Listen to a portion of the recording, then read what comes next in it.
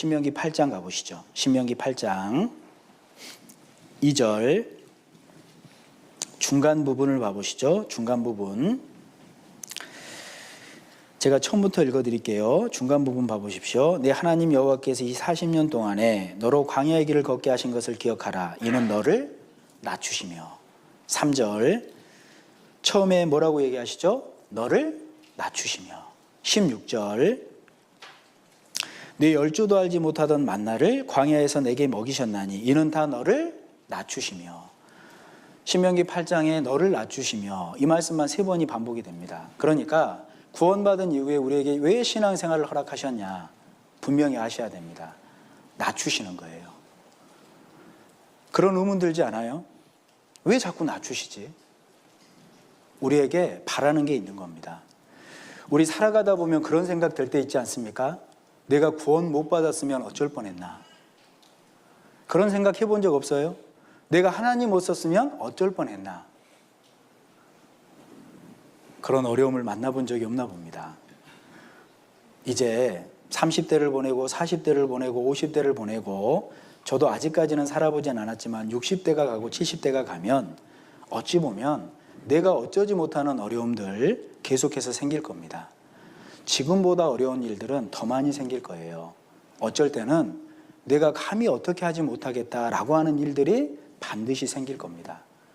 제가 지난 월요일에 그런 일을 만났어요. 아무것도 못하겠는 거예요. 뭘 어떻게 못하겠는 거예요. 그거 아십니까? 극한 감당하기 어려운 마음이 생기면 맥이 풀려버려요. 그때 그런 생각이 들었습니다. 나에게 하나님이 없었으면 어쩔 뻔했나?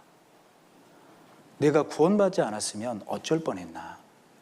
제가 이 신명기 8장을 말씀을 준비하면서 너를 낮추시며 진짜 이 말씀 준비하라고 그 월요일에 그 일을 허락하셨다라는 생각이 들더라니까요. 구원받은 그리스도인을 하나님은 낮추십니다. 왜요? 우린 주님 없으면 안 돼요. 우리한텐 주님이 필요해요. 그거 알게 하시려고요. 그냥 평탄한 길만 가면 주님 필요 없습니다. 왜요? 내 생각대로 살 수 있는데요. 내 힘으로 살 수 있는데요. 그런데 왜 하나님이 낮추셔요? 하나님 없으면 안 된다는 거 알게 하시는 겁니다. 구원이 얼마나 큰 것인지 알게 하시는 겁니다. 성경을 보십시오. 하나님께서 낮추시는 사례는 얼마든지 찾아볼 수 있습니다. 모세를 낮추셨어요. 모세는 40년 동안 애굽 궁전에서 교육을 받았던 사람입니다. 하나님이 크게 쓰시려고 미디안 광야에서 40년 낮추셨어요. 그리고 결국 40년 동안 귀하게 사용하셨습니다. 기억하셔야 됩니다. 하나님이 낮추실 땐 쓰시려고 하시는 거구나.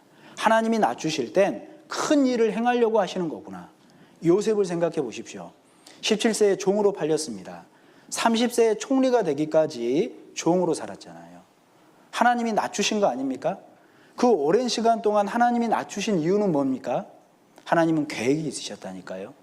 우리 시편 105편 가보시죠. 시편 105편 17절, 18절, 19절 우리 3절 말씀은 같이 한번 읽어보시죠. 한 사람을 앞서 보내셨으며 요셉이 종으로 팔렸도다. 그 발이 착고에 상하며 그 몸이 쇠사슬에 매였으니 곧 여호와의 말씀이 응할 때까지라. 그 말씀이 저를 단련하였도다. 한 사람을 앞서 보냈다. 요셉이 종으로 팔렸습니다. 이유가 있죠. 기근 가운데 헤매이던 그들을 구원하기 위한 하나님의 계획이십니다. 요셉을 단련하신 겁니다. 요셉은 크게 쓰임받은 거예요. 하나님이 지금 나를 낮추는 과정 속에 있습니까? 기억하셔야 됩니다. 하나님이 나를 쓰시려고 하는 거구나. 하나님이 정말 큰 일을 행하려고 하시는 거구나. 자꾸 낮추실 때 실망하실 필요 없어요. 자꾸 낮추실 때 기운 빠질 필요 없어요. 기억하십시오. 큰 일을 행하시기 직전이구나. 하나님이 나를 사용하시겠구나. 그래서 낮추십니다. 그리고 하나님이 우리를 낮추시는 이유는 높이시려고 그러는 거예요. 분명히 높여주시려고 낮추시는 과정 속에 있다는 겁니다. 욥기 22장입니다. 욥기 22장 29절입니다. 찾으셨으면 제가 천천히 한번 읽어보겠습니다. 네가 낮춤을 받거든 높아지리라고 말하라. 하나님은 겸손한 자를 구원하시느니라. 내가 낮춤을 받거든 뭐라고 말하라고요? 높아지리라고 말하라. 하나님은 겸손한 자를 구원하십니다. 하나님이 왜 나를 낮추십니까? 주실 것이 있는 거예요. 하나님이 왜 나를 낮추십니까? 겸손이 뭔지를 알게 해서 은혜를 주시고자 하는 계획이 있는 겁니다. 결국 내가 낮춰지면, 결국 내가 겸손해지면 하나님이 은혜를 주실 때가 있어요. 높여주십니다. 낮춰져 계십니까? 하나님이 높여주시겠다. 믿음을 가지고 기다리시는 모습도 필요한 겁니다. 시편 62편은 비탄시 중에 하나입니다. 시편 62편은 아마도 압살롬 반역 때 다윗이 기록한 것으로 추정이 돼요. 우리 익숙한 말씀입니다.